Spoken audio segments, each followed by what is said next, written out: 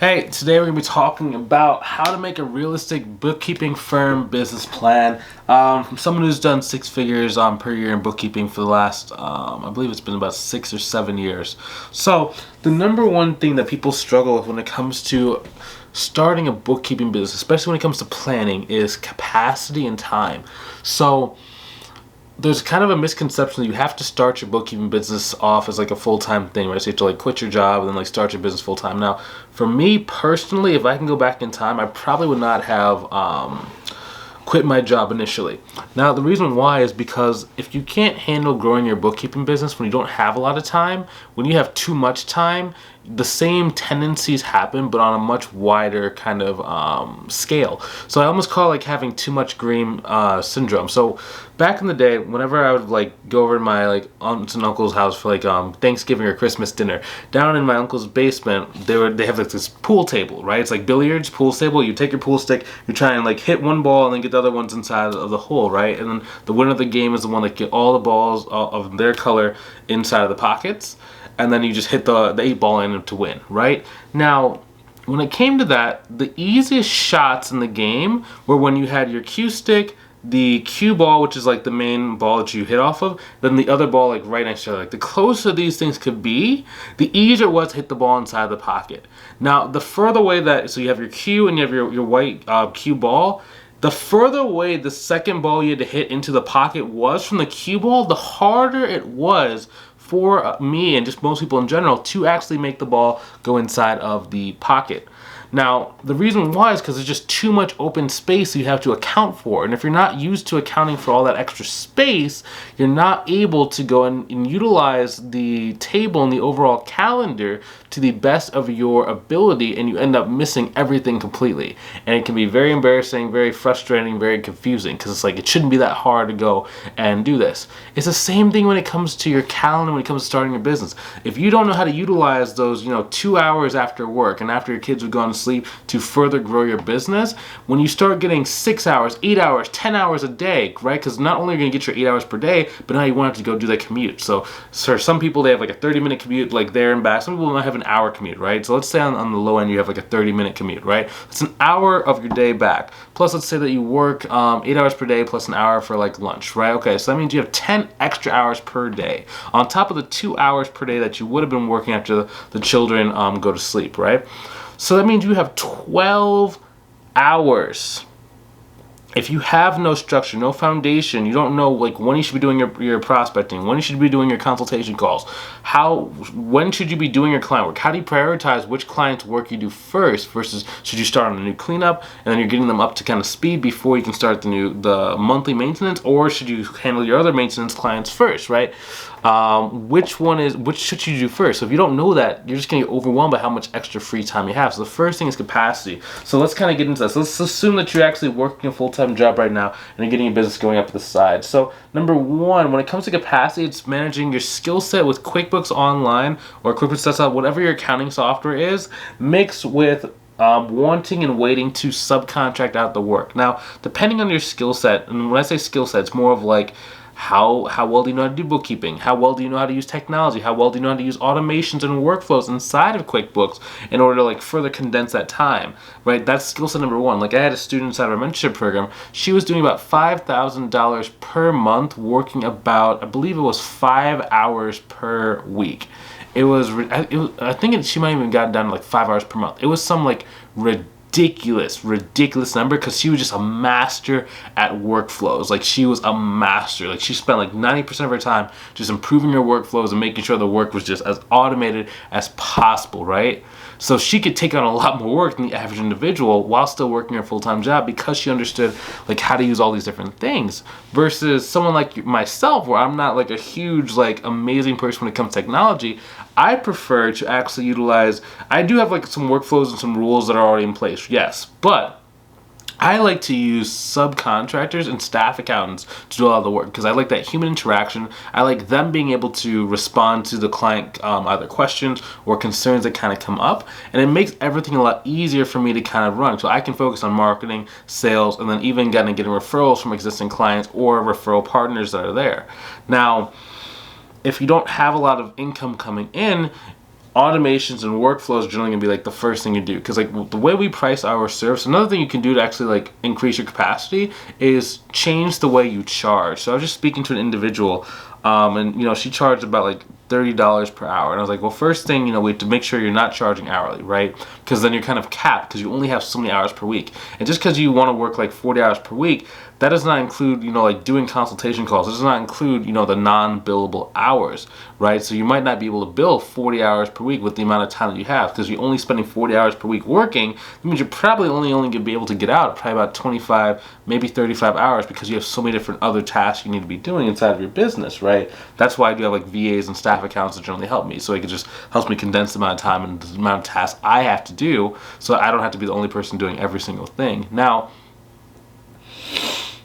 the way we like to price our services out is generally $10,000 per month, takes between about 25 to 30 hours per week, depending on the configuration of your clientele. And what that means is, like, if you're only doing transactional bookkeeping, right, then it's going to be a lot more work, versus if it's more of like consulting or like tax strategy or QuickBooks training, and you're selling more packages, we're getting like $3,000 or $5,000 up front, but it's not necessarily going to be direct facing client time.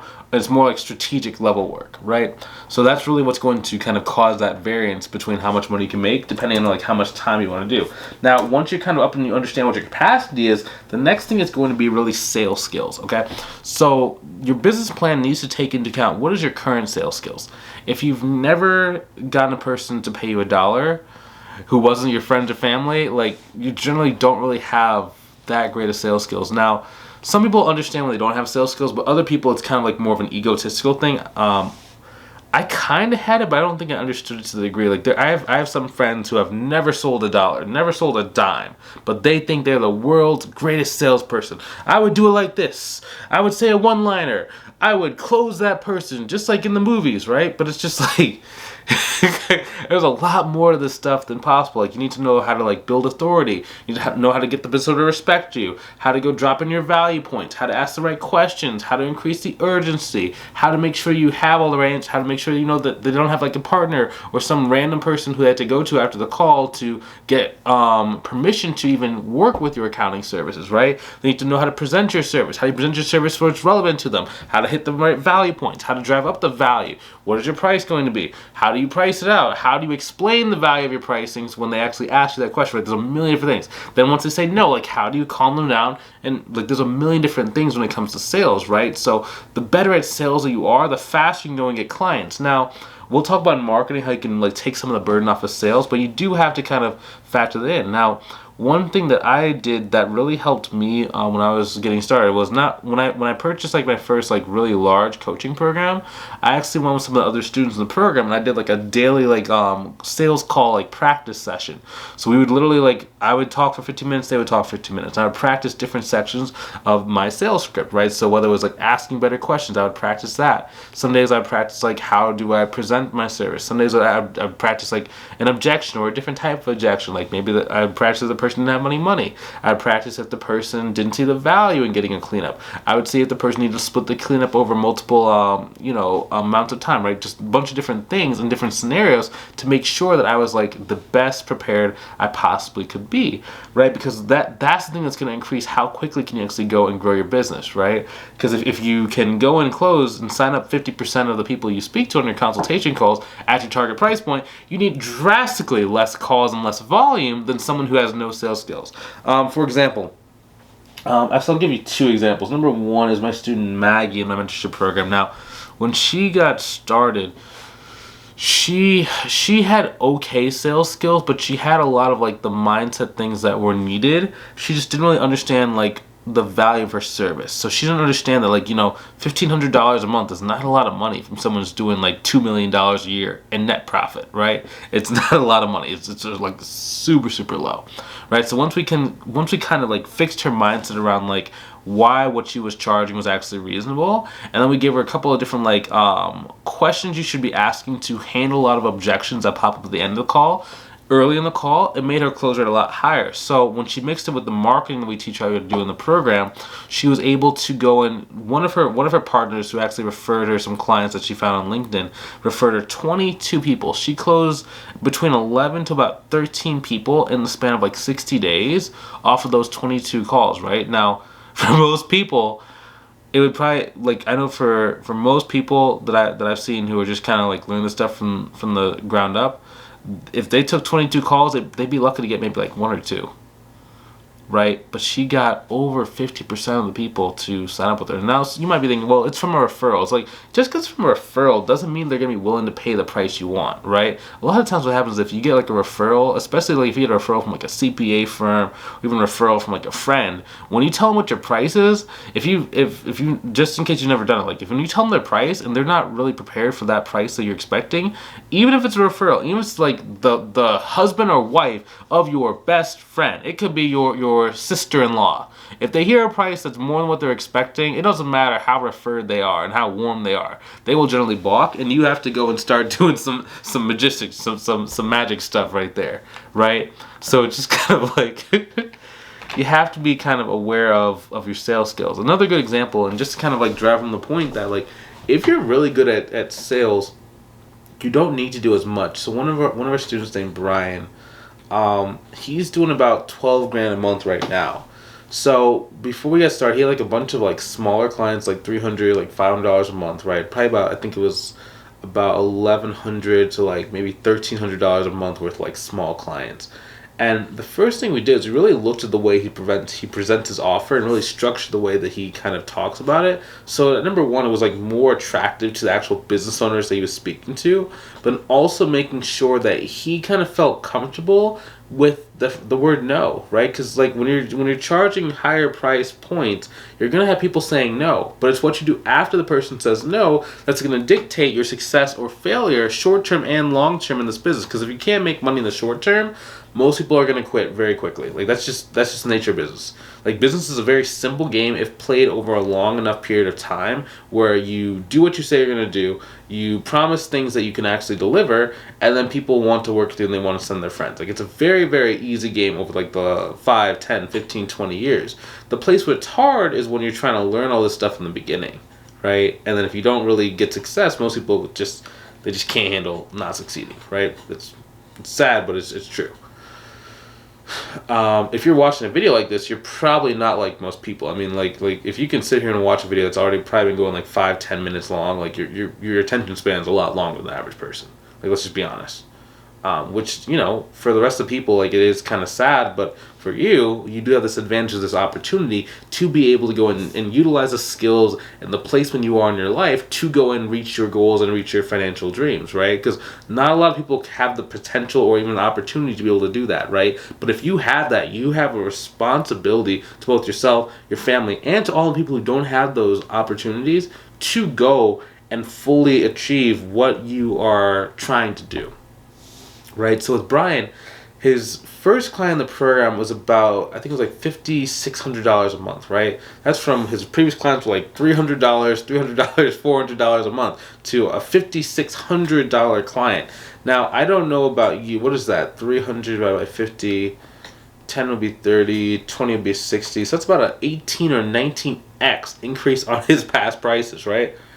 And it's just like, knowing how to back up that price when you've never done it before. If you have good sales skills, it makes it easier, right? So he got to about 12, 13 grand a month. It took him about 90 days to do that. And he has another big deal that's kind of on the table. He's kind of following with them and like waiting for a good day for them to like book a consultation call. But he could be at anywhere between about, let's say that deal is between $3,000, maybe it's like another $5,000 a month deal. So he could be at, 17 to 20 grand a month by the end of like the next 2 months, right? But that's only with 4 clients. Like it's not like it's that far away for a lot of people if you can get your sales skills up to the right amount of time. So just driving that home. So you have to take into account, are you a person who's new to sales? If you're new to sales, you're going to have to really account for not being able to make money as quickly if you're doing this on your own. If you do a mentorship program, if you do like some kind of program, you do some kind of like sales training, I'm not talking about like a Toastmasters kind of thing where it's like a public speaking thing. I'm talking about specific like how to ask questions, how to do a presentation, how to close, what are different closing frameworks that you can use in order to make sure that you know how to go and like handle situations. Like if you have that and you can practice that very consistently, at least like 15, 20, 30 minutes a day, that's going to totally decrease how long it's going to take for you to start making money inside of your business plan. Then finally, marketing. Marketing is the toughest part to kind of account for, because everyone always underestimates how challenging it is to go and get a client if you don't know what you're doing. Now, when it comes to marketing, a lot of people like to try and make like a website first, and like that's okay. And like generally, what most people are trying to do is they're trying to seem like established. Now, if a business owner ever gets on the phone and like doesn't want to work with you because you don't have a website, that means they don't really believe your skills. Like, just being completely honest. Like, think about it like this. One way you can really prove that you are good or you know what you're talking about is to be able to talk about it in a very coherent way. If you cannot really talk about what you do, it communicates to the business owner that you don't really know what you're doing, and that causes them to want to ask for like a website. Do you have business cards? How long you've been established for? Can I see your Better Business Bureau ranking or listing?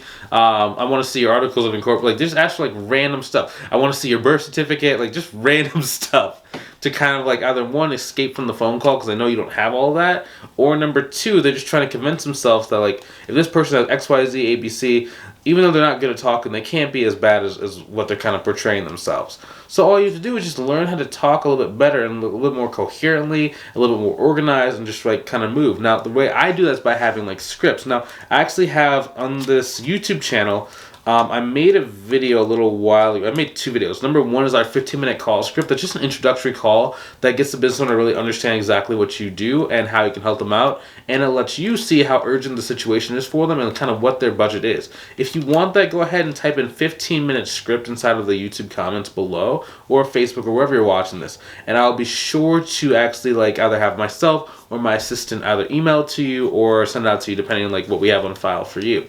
That way you can like get a head start on all this stuff. Yeah. And then marketing. So I'm going to probably talk about marketing in a different video. Long story short, I prefer to have partnerships. I like LinkedIn, partnerships, and I like email marketing. Those are my three biggest ones. And then once you get past marketing, you're like more in the referral zone. There's like a number of different referral strategies we have. We can teach you. Now, I feel like this video is going to be a little bit longer. I've kind of noticed that once the videos get over a certain length, especially on YouTube, the amount of people YouTube shows it to kind of goes down. So I kind of keep the video around like anywhere between like 15, maybe 20 minutes max when it comes to my YouTube channel. So I feel like we are getting a little bit close because I can't quite see the timer. Now, if you want some help, maybe you've been watching this video and like it's kind of showing like, hey, there's maybe a lot of things that maybe you weren't thinking about or weren't yet really prepared for, and maybe you have two choices, right? Because you could go and you could like try and figure this stuff out on your own. It will take you a lot of time. Like if you have a lot of time, you're not really in a rush, or you're not really like that ready to grow. Like keep watching more videos, keep watching different things, and kind of just learn it over time. But if you want to go and grow your business, you want to make sure you're doing it right. You want to make sure that you have the foundations, the structures, everything that you need to go and avoid recreating that wheel, so you can have that long-term consistent success in your business. I just invite you to go ahead and book a call with either myself or my team to see like if doing one of our mentorship program options would be the best solution for yourself or your family. Okay, it's not for everybody. Let's make that very clear. Some people are not a good fit for what we do, and that's okay. We're not for everybody. But for the people who we do work with, we want to make sure that we can give you the best results possible. We want to make sure that everything is in alignment for you to be able to do so. So we do consultation calls to see if it's a good fit and if you qualify for one of our programs. If you qualify, we generally give you an invitation to join, a solicitation. You can then accept it, and if you accept it, then we schedule an onboarding call. We're off to the races, and now we're going towards your goals. If you'd like to participate in that way and see if this is a good fit for you and if you qualify for this offer, go ahead and click on the link inside the description either above or below the video to book a call with myself and my team to see if we can help you out inside of one of our programs. Okay? I will talk to you soon. Have a great rest of your day. Take it easy. Have a good one.